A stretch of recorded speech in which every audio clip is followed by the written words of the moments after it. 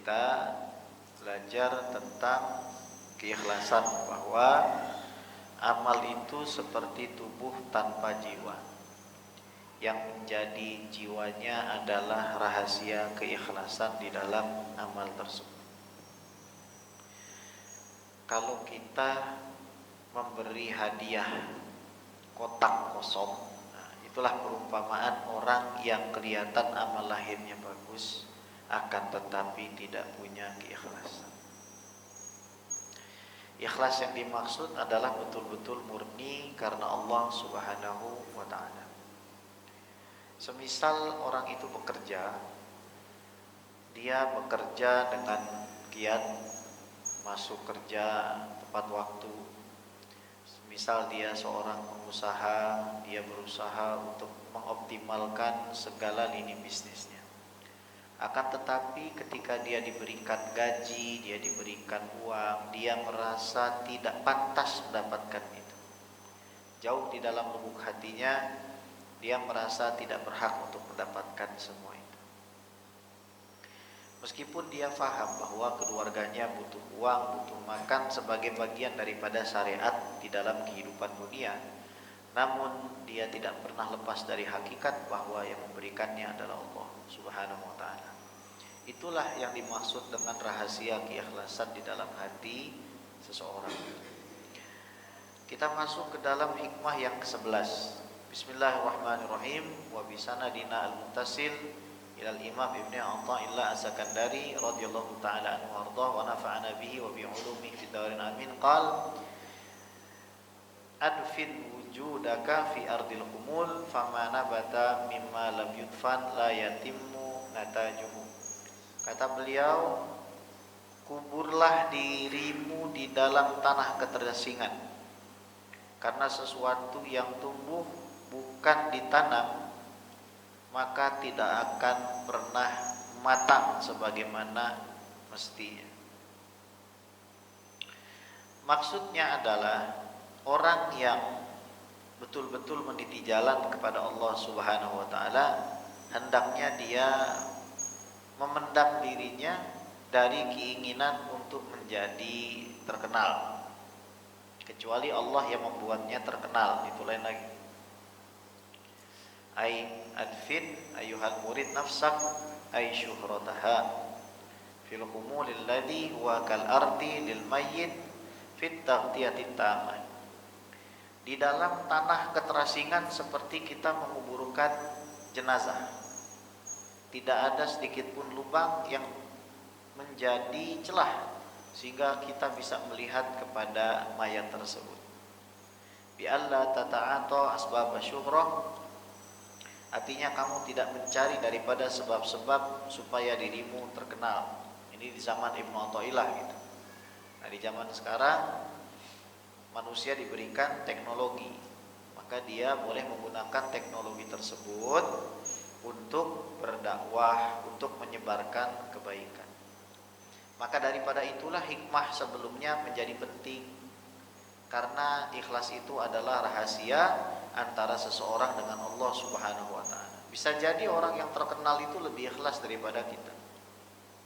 Bisa jadi orang yang berdakwah secara masif seperti ustadz-ustadz yang kita kenal, Ustadz Abdul Somad misalnya. Beliau sangat terkenal dan sangat masyhur. Di situ kita tidak boleh mengatakan, oh Ustaz Abdul Somad ini berarti mencari kepopuleran, berarti Ustaz Abdul Somad itu salah. Enggak. Karena hikmah sebelumnya mengatakan keikhlasan itu adalah ruh bagi amal seseorang. Jadi yang kita lihat itu adalah amalnya.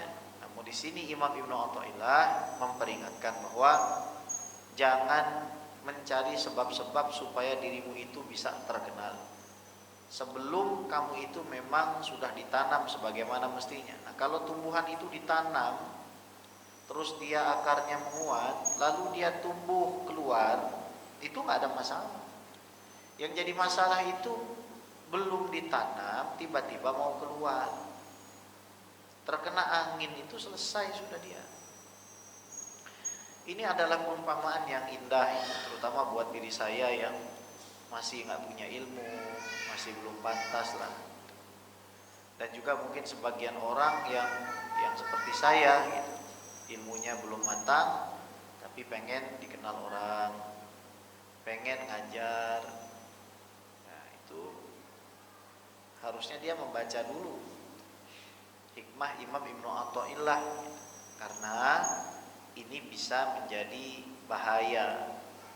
Ada orang tidak punya guru kemudian bicara, dan inilah bahayanya yang kita dapatkan di media sosial itu. Saya punya adik kelas kemarin ketemu dengan saya di Kalimantan.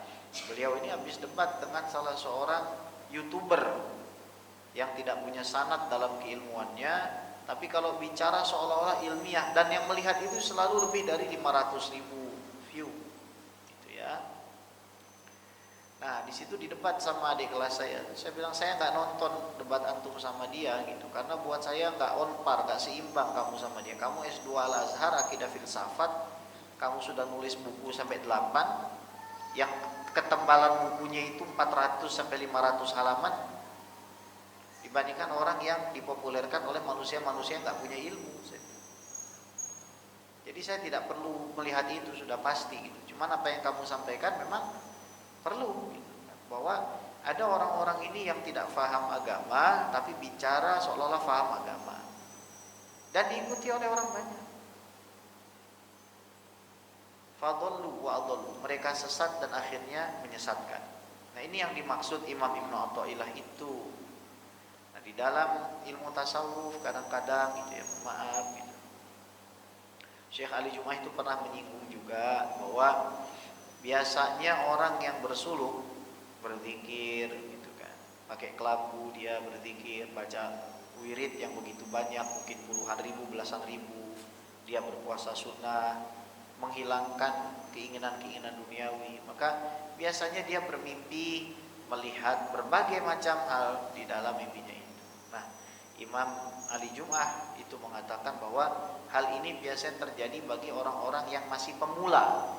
Adapun orang-orang yang sudah lama menjalani ini, rata-rata mereka tidak dipusingkan baik mimpi ataupun tidak mimpi, mereka terus berzikir.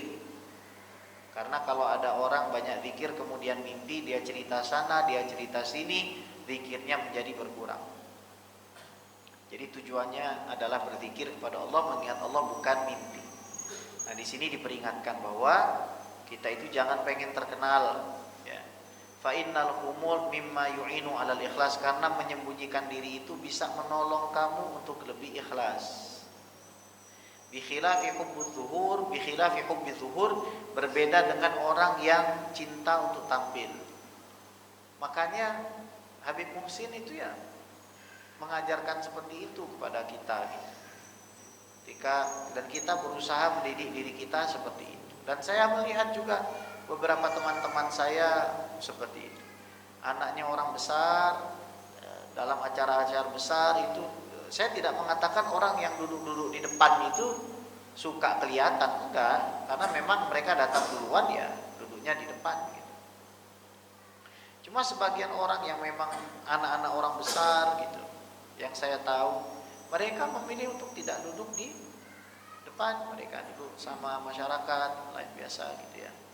Itu untuk melatih diri kita juga supaya kita itu tidak sombong gitu ya. Supaya kita ini terus merendah gitu, karena itu akan menolong daripada keikhlasan kita. Ya. Fa innahu min jumlatil qawati' al-qasimah tuhur, karena kalau kita menyembunyikan diri itu adalah pemutus yang ampuh dari upaya-upaya orang mau terkenal. Ya. Jadi hati-hati ya, hati-hati gitu. Jangan sampai suka sekali tampil, tampil. Famana bata minal habbi mimma lam yudfan fil ardi la yatim natajuhu. Karena kalau kita melempar biji kurma misalkan, dilempar begitu saja, tidak kita tanam ke dalam, ya tidak akan pernah dia itu tumbuh dan akarnya pun tidak akan menghujam bumi. Bal yakhruj musfirra, tapi dia akan keluar enggak jadi apa-apa gitu.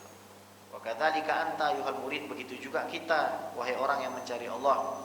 idza ta'ataita asbab syuhrah fi bidayatika, kalau kamu di awal-awal aja udah pengen terkenal, qalla an tuflih fi nihayatik, kamu akan mengalami kemungkinan yang kecil untuk bisa sukses di akhir hidupmu. Jadi kalau kita itu misalkan bantu-bantu khidmah masjid, bantu-bantu khidmah majelis, bagus kita bantu. Cuman jaga betul kita punya keikhlasan, sehingga wah saya pengen ini karena pengen jadi ketua majelis, saya pengen jadi ketua masjid, ini musibah gitu ya, musibah gitu. Jadi belajar kita sama-sama mengharapkan penghargaan hanya dari Allah Subhanahu wa taala. Habib Muhsin bin Idrus Al-Hamid itu orang yang tidak suka terkenal. Ketika saya menceritakan sedikit tentang beliau itu, saya dicubit sama beliau itu, lagi dulu dicubit. Ini terakhir kali antum menceritakan tentang saya, yang saya ceritakan ke antum di depan umum, saya tidak boleh menceritakan. Itu beliau, masya Allah jasanya itu. Kemarin bikin maulid aja yang hadir mungkin sampai 1000 lebih, bikin maulid itu di lapangan futsalnya. Setiap tahun beliau memberi makan mungkin 80.000 orang haul. Nah, ya. Tapi ketika saya kemarin pergi ke Ketapang, saya pergi kemana-mana, saya tanya, tahu Habib Muhsin? Nggak tahu gitu. Berbeda dengan saya gitu, tahu Habib guys tahu, padahal saya paling yang saya kasih makan istri saya aja, Bu. Beda sama Habib Muhsin itu, ya. Jadi oh iya ya, saya juga masih murid dan saya masih harus belajar tentang makna keikhlasan ini. Nah, ya. Wa min thamma qala rajulun li Bishr bin al-Harith awsini faqala ahmil dzikraka wa atib man amak. Nah, ada seorang laki-laki bertanya kepada seorang wali namanya Bishr al-Harith, tolong nasihati saya. Maka Bishr al-Harith mantan pemabok, jadi dia ini jadi wali karena memuliakan tulisan bismillah yang dia temukan di jalan. Diambil, dibersihkan, dicium, dia takzimi, maka malam hari itu dia dirubah keadaannya oleh Allah menjadi seorang waliullah. Padahal tadinya pemabuk. Tapi ingat nih, ini kejadian sama Imam Bishr al-Harith gitu ya, dari Allah. Ini kadang-kadang orang ngaji nggak mau, ziarah mulu gitu. Maunya ziarah ke kuburan terus, pergi ke kuburan ini, ke kuburan ini. Jadi alim enggak, jadi dukun iya akhirnya. Orang pengen jadi alim, pengen tahu ilmu agama, yang ngaji, belajar dulu toharohnya, belajar dulu fikihnya, belajar dulu akidahnya, kenali dulu Allahnya. Nggak bisa tiba-tiba ziarah. Jadi wali enggak, alim enggak, yang ada jadi dukun. Saya bisa ngomong sama semut. Kenapa? Karena saya sudah keliling Indonesia ini menziarahi makam-makam, nggak nyambung,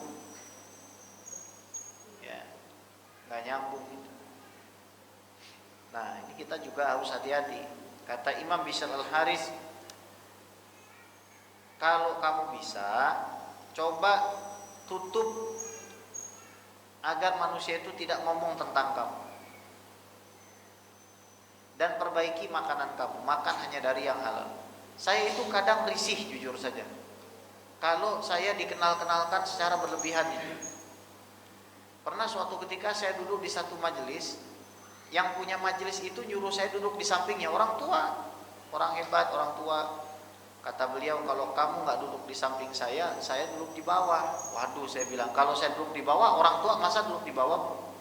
Akhirnya saya duduk di situ. Tiba-tiba datang satu orang yang dia jauh, ya lebih tua dari saya, mungkin sekitar 7 tahun, 10 tahun gitu paling banyak. Ya mungkin 7 tahun lah paling banyak. Dan murid seorang Habib yang terkenal sekali di dunia ini gitu. Duduk di samping saya, ngeliatin saya terus gitu. Mungkin dipikirnya, Pak, saya pergi ke Ketapang kemarin, Pak, orang ngira saya itu anak kecil umur 27, Pak. Sebelum saya ceramah. Habis saya ceramah lain lagi sudah itu. Saya bilang, saya ini sudah tua, ya, 2 tahun lagi sudah selesai nih. Nggak tahu nih, bisa nggak menyelesaikan sampai angka 5 itu? Ya, bisa sampai angka 4 aja 2 tahun lagi udah syukur. Nggak tahu saya bisa sampai angka 5 kan? Apalagi sampai angka 6, nggak tahu saya. Nah gitu. Terus tiba-tiba orang tua ini nyebut saya, beliau ini begini, ini. Enggak, saya tuh malu gitu. Karena saya merasa nggak pantas disebut-sebut kayak begitu, ngapain? Terus guru saya bilang, setelah beliau pulang, ini kan saya itu nyebutin begini, anak ngomong begini supaya orang itu tidak suzon sama antum. Biar dia ini tahu kenapa anak suruh antum duduk di samping anak. Jadi jangan sampai orang itu suzon gitu pada antum gitu. Karena dilihatin itu macam orang ngeliatin begini, diam aja kita gitu. Itu ketika kita lagi sama Habib Muhsin, bayangin ya. Jadi saya nggak diperkenalkan sama orang itu seneng gitu, nggak apa-apa kok gitu. Nah kita janganlah, maksudnya pengen tampil-tampil itu dikurang-kurangin, nasihat juga buat saya gitu. Kecuali ada bahaya, misal kalau ada orang Pak, dia sesak napas, dokter itu tidak boleh pakai asas ini, benamkanlah dirimu dalam tanah keterasingan. Ada dokter, tawaduk, jangan, mati orang itu Pak nanti. Khotib Jumat nggak datang. Oke? Ini ada orang alim, dia nggak mau maju, yang maju orang bodoh. Itu pernah kejadian Pak sama saya di Bintaro Plaza tahun 2012. Nah, berapa tahun lalu Bu itu Bu? 12 tahun yang lalu di Binplas. Mau sholat maghrib, ya guys masih muda ya pakai celana bahan lah, biasa kayak Bang Andri gini pakai kemeja gitu. Nah, sholat maghrib, saya ngelihat orang ini maju sendiri Pak, nggak nyuruh dia maju, dia maju sendiri. Masalahnya meyakinkan betul. Saya pegang sini, saya tak punya jenggot, saya bilang. Orang ini jenggotnya panjang. Saya lagi S2 waktu itu. Wah, orang ini jenggot panjang, saya bilang gitu kan. Celananya cingkrang. Husnuzon saya, wah dia ngikuti sunnah betul ini. Berarti bacaan Qur'annya paling bagus. Habis dia baca itu saya langsung mufarokoh, pisah, saya ulang sholat saya. Saking jeleknya dia baca Al-Fatihah dan gak sah sholatnya. Dari situ saya belajar, kalau saya pergi ke mall, bodoh amat saya akan maju. Saya bilang, dibilang sombong kayak bodoh amat, yang penting selamat lu pada sholat. Nah disitulah jadi dibedakan gitu. Makanya sebagian ulama itu kan mengatakan ya, idza sakata ahlul haq anil batil tawahhama ahlul batil annahu alal haq. Kalau orang yang benar itu diam, maka orang yang salah mengira kalau mereka benar. Wah, kita benar, orang dia alim diam. Alhamdulillah enak amat ya niat. Insyaallah. Saya baru pulang dari Ketapang Bu, ya Allah Bu. Jadi kalau teman-teman itu melihat status Instagram saya kayaknya enak-enak, itu karena saya tidak posting yang tidak enak, dan begitu aja lah. Ya. Ya, karena saya tidak posting yang tidak enak saja. Saya posting yang enak-enak saja, itu kata Imam Syafi'i. Orang itu kasih tahu kamu itu bahagia aja lah. Gitu. Jalannya itu macam di laut Bu. Jalan darat macam di laut naik perahu. Badan kita begini, kanan kiri itu. 100 kilo seperti itu, bayangkan itu. Ada orang tinggal di situ nggak pernah ke daerah yang saya datangi. Saya orang situ Beb, tapi tak pernah ke sana. Tapi bukan orang situ ke sana, nggak apa-apa saya bilang. Tanyalah sama Mas Firman itu. Ya. Nah disinilah maksud saya. Kadang-kadang terpaksa kita ceritakan. Ada di situ hadir bupati, calon bupati, camat, anggota DPRD. Ya saya tak bisa diam lah. Masa saya diam gitu, nggak bisa. Saya bilang lah. Bagaimana kita punya track record, misalkan pernah ngajar di Australia, pernah ngajar di Malaysia, pernah seminar di Australia, kita itu pernah jadi wakil konsultan kepala sekolah di Malaysia, kita pernah jadi delegasi untuk pergi ke China, ke Tiongkok. Kira-kira perlu nggak kita cerita begitu, Bu? Perlu nggak cerita begitu di depan bupati itu? Perlu, Bu. Biar dia tahu. Kalau yang ngomong itu tahu dia. Itu loh. Jadi jangan dipikirnya karena muka kita lucu begini, jadi soalnya orang tuh sering salah sangka dengan saya itu, Pak. Saya kalau dilihat orang itu siapa, bener Pak? Ini siapa orang ini? Nggak apa-apa lah. Banyak sekali orang tertipu. Bahkan ketika ini ceritanya lah, namanya Habib Abdurrahman Al-Idrus itu, ketika undang saya itu, Pak, ini benar ini katanya. Ini anak umur 27 kamu undang ke sini gitu. Sudahlah gitu. Nah makanya kadang-kadang kita perlu supaya apa? Nasihat kita didengar. Karena jalannya seperti ombak, saya bilang beginilah kemarin itu. Tapi setelah saya cerita, kita ini begini. Saya bilang, makanya saya senang kalau ada pejabat itu datang maulid. Meskipun ada maunya, saya bilang, saya senang. Kenapa?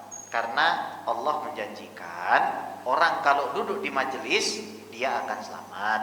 Meskipun tujuannya bukan cari ilmu, Bu, bukan dikir. Tapi kalau dia duduk di majelis, dia selamat. Umul julasa la yashwabihim jalisuhum kan begitu. Tapi saya lebih senang lagi kalau misalkan para pejabat tuh benari dulu tuh jalannya. Nah, tahu dia. Saya sindir-sindir masalah membenahi jalanan. Nah, itu baru boleh. Jadi kalau kita diam gitu, kita diam, ada saatnya gitu, ada saatnya kita menceritakan, ada saatnya kita diam. Dan hati-hati dengan orang yang diam itu. Tapi kalau misalkan gini, Bu, kalau misalkan di ruangan biasa kita nggak disuruh ceramah, jangan ceramah, Bu. Kan saya disuruh datang ke sana jauh-jauh dari Jakarta ke Ketapang.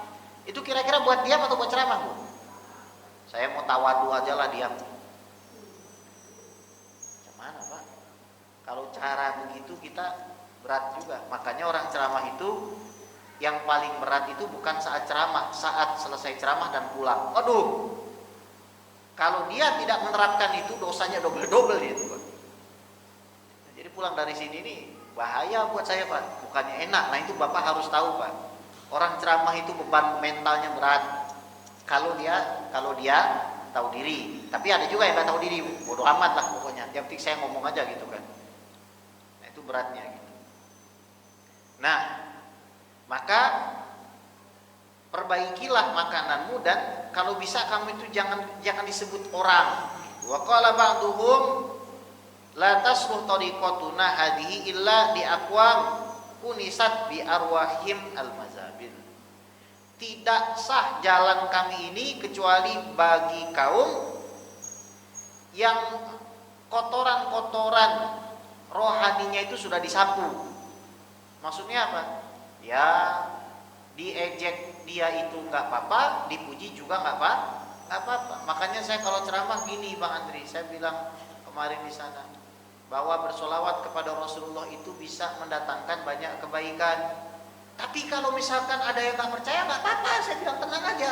Kalau di sini ada yang nggak percaya dengan solawat yang bisa memperbaiki keadaan itu, nggak apa-apa. Kenapa? Karena itu adalah jatah yang diberikan oleh Allah, nggak ada masalah gitu. Nggak ada masalah.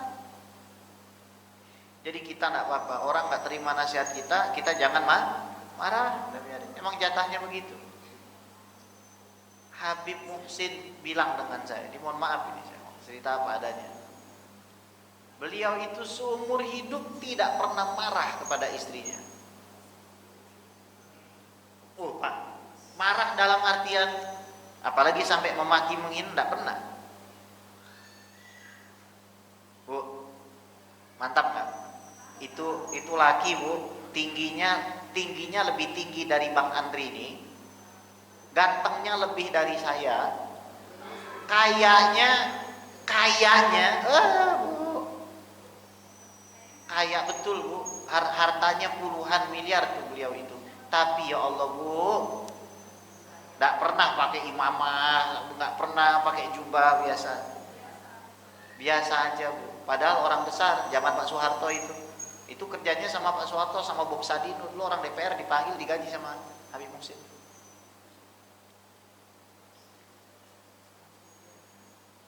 Ya Habib guys, ya. Ana seumur-umur tidak pernah marah dengan istri ana, apalagi di depan anak-anak tidak pernah. Kalau ada orang marah sama anak maafin. Wah, ini kalau saya cerita pasti saya dimarahi Bu sama beliau. Terus cubit saya. Pernah saya dicubit sakit sama beliau. Saking beliau itu tidak suka terkenal, padahal beliau itu terkenal. Kalau Ibu tahu Nabawi TV, buka YouTube Nabawi TV. Nah, itu yang memanage salah satu donatur terbesarnya itu adalah Habib Muhsin bin Idrus Al-Habib. Wa qala Ibrahim bin Adham, ma sadaqallah man ahabba syuhra. Enggak percaya kepada Allah orang yang suka memasyhurkan dirinya, pengen terkenal, pengen itu, orang enggak percaya sama Allah gitu.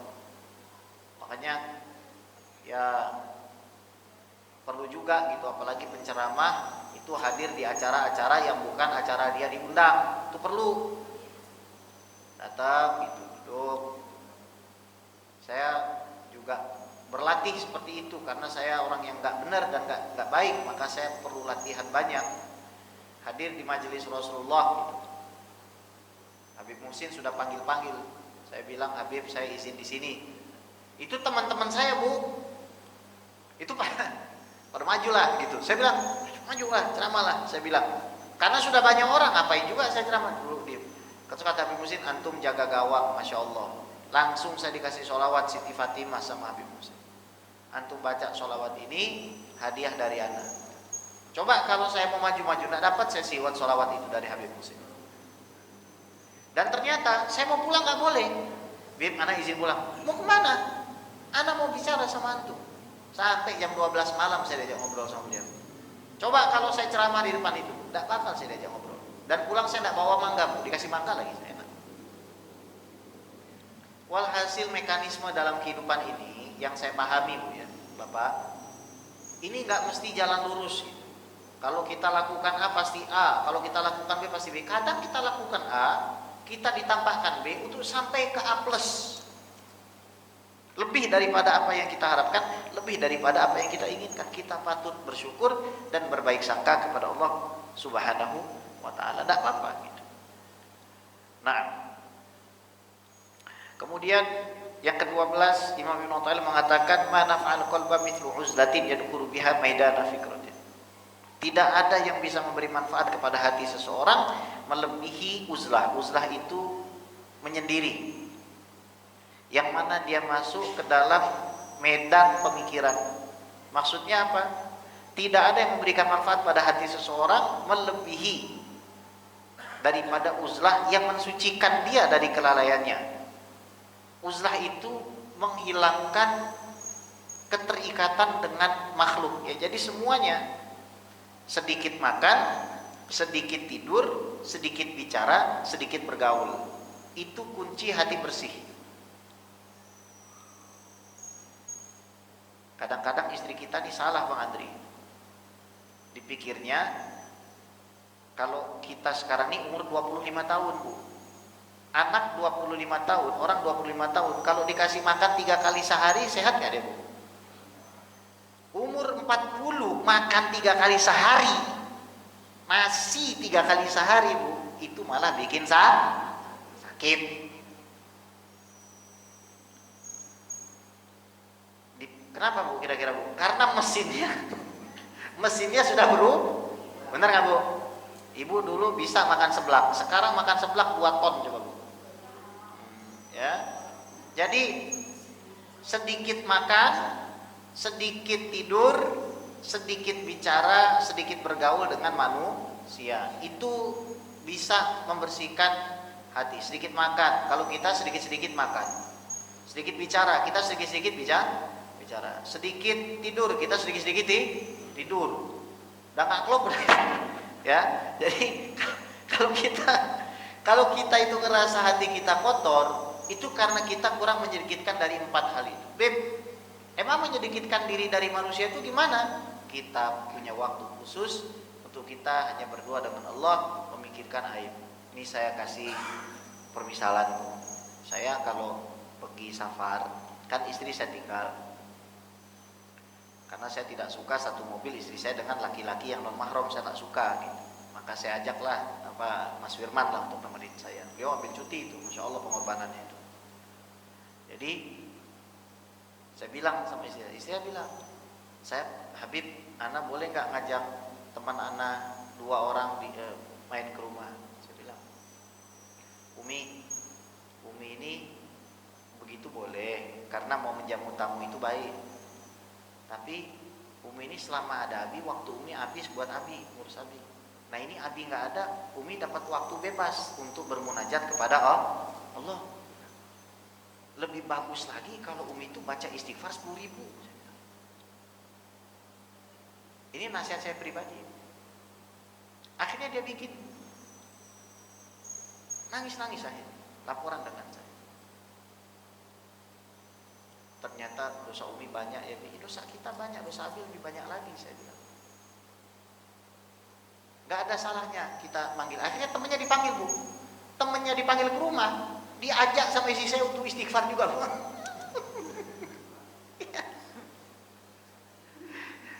Diajak juga sama istri saya. Kapok mungkin kan.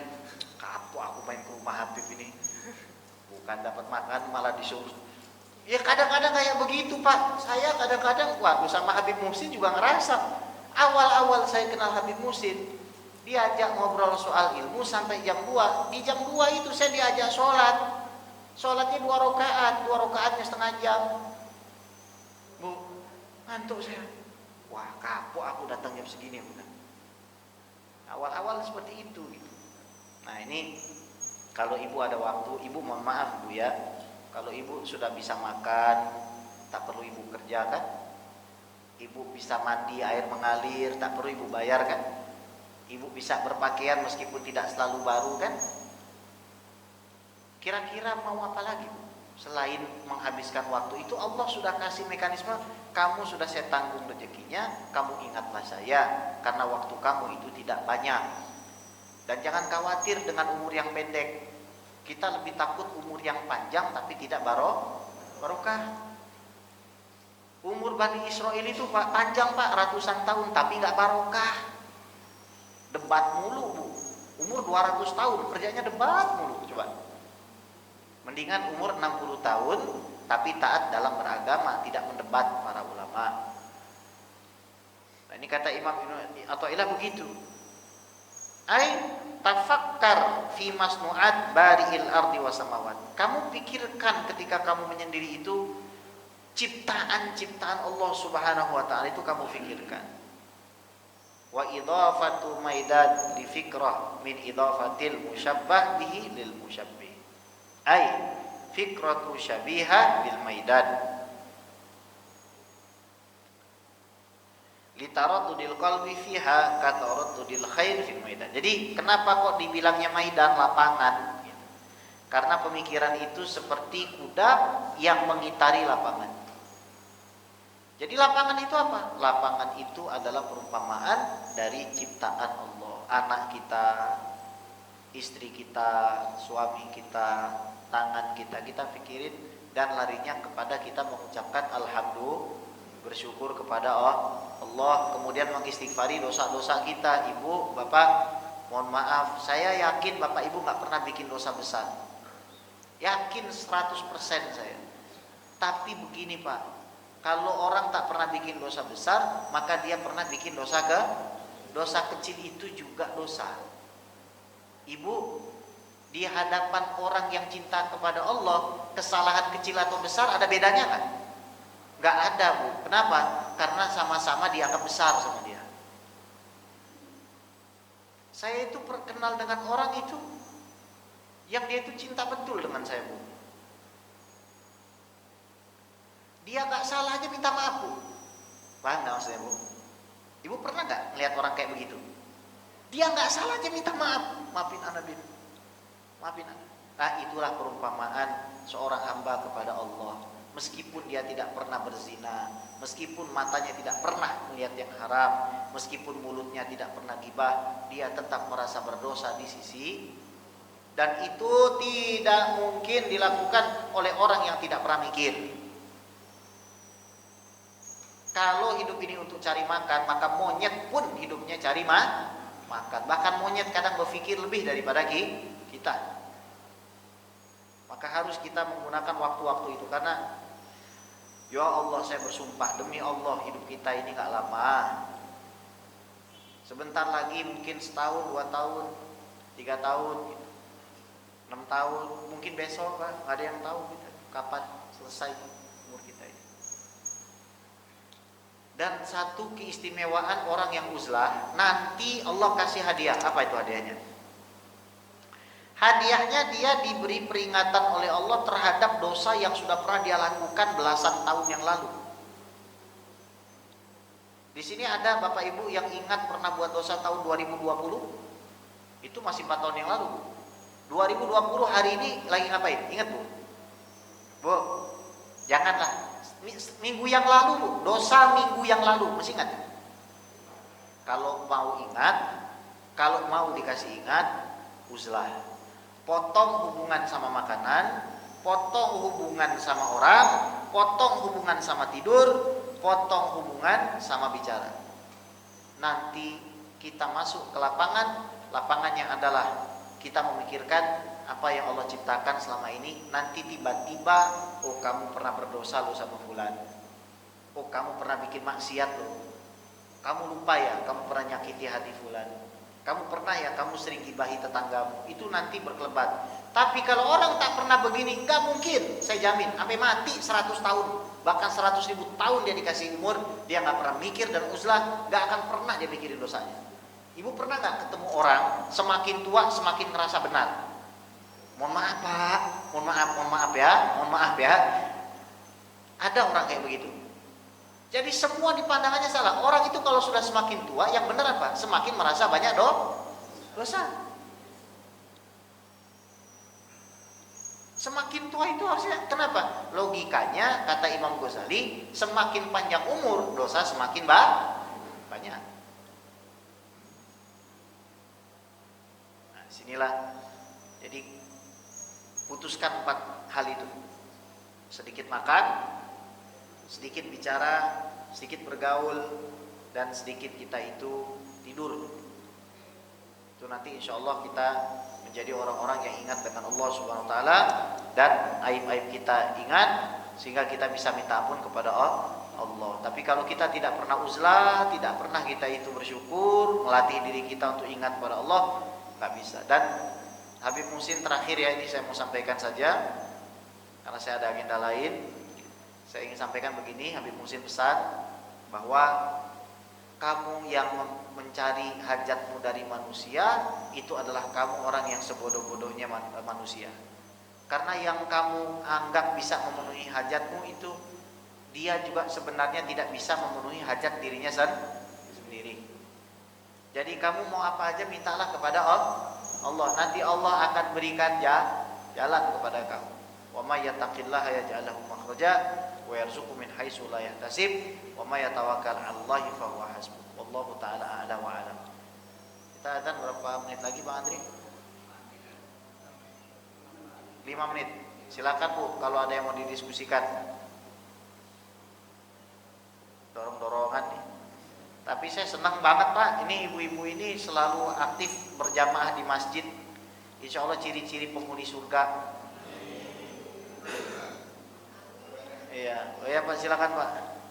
Assalamualaikum warahmatullahi wabarakatuh. Waalaikumsalam Pak.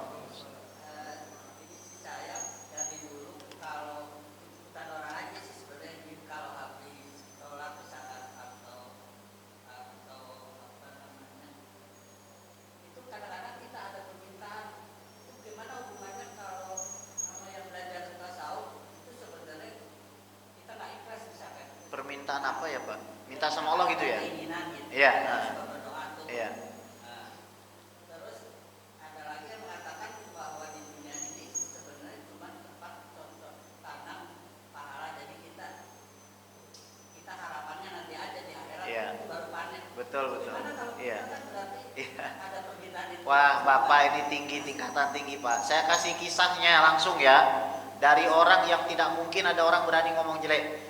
Kalau nama ini saya sebut, ada orang ngomong jelek sama dia, kacau orang ini Pak. Pasti masuk neraka saya bilang. Imam Bukhari Pak. Ngeri Pak Imam Bukhari Pak. Tahu ngerinya apa Pak? Bu, Imam Bukhari 3 hari nak makan, Bu. Terus bilang, ya Allah, saya mau makan. Datang orang ngasih uang 100 keping emas.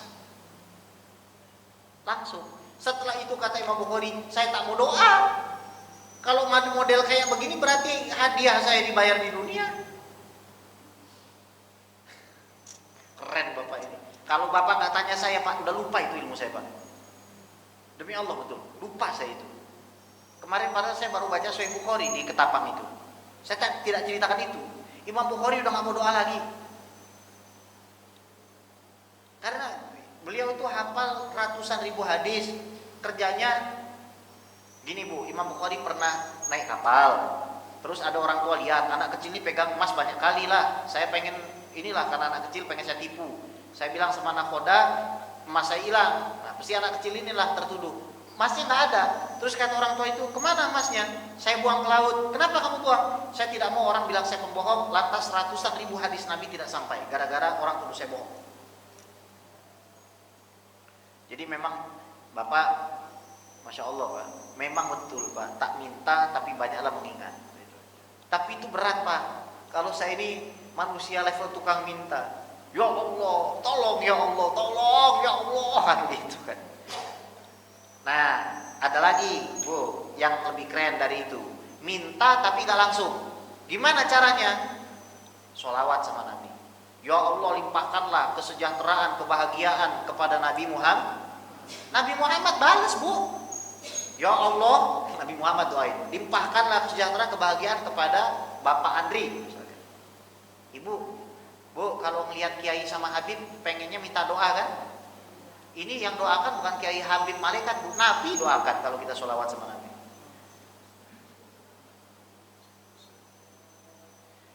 Makanya saya bilang, di Ketapang itu, mau sukses, jangan lupakan cara main Nabi. Bangun sebelum subuh, sholat subuh di masjid, berjuang, etos kerja tinggi, tingkatkan skill.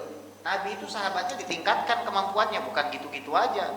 Oh, ini kita banyak dapat tawanan bisa baca tulis. Kamu mau saya bebasin, kamu ajari sahabat saya baca tuh. Berarti kemampuan sahabat ditingkatkan atau tidak? Iya. Kamu pergi sana impor, kamu pergi sana buat ekspor, kamu pergi pasar, lihat sistemnya kayak apa. Ditingkatkan kemampuannya, bukan gitu aja. Terus mereka bersolawat kepada Rasul, menjadikan Rasulullah sebagai wasilah. Nah itu, Pak ya, itu rahasia sebenarnya kenapa sholawat itu bisa menghilangkan masalah dan bisa mengubah kehidupan. Kenapa? Karena kita langsung didoakan oleh Rasul. Baik, ada lagi, Bu? Kalau nggak ada, alhamdulillah. Makasih banyak. Semoga Ibu yang mukenanya putih, merah, putih, biru, abu-abu ini semuanya ini ya, warna-warni, pada sehat, bapak-bapak juga pada sehat, dan kita semua nanti berkumpul bersama Nabi Muhammad sallallahu alaihi wasallam ala hadiniya wa ala kulli sholihah wa ala hadratin Nabi Sayyidina Muhammadin sallallahu alaihi wasallam. Sya'ulillah lana wa lahum Fatihah.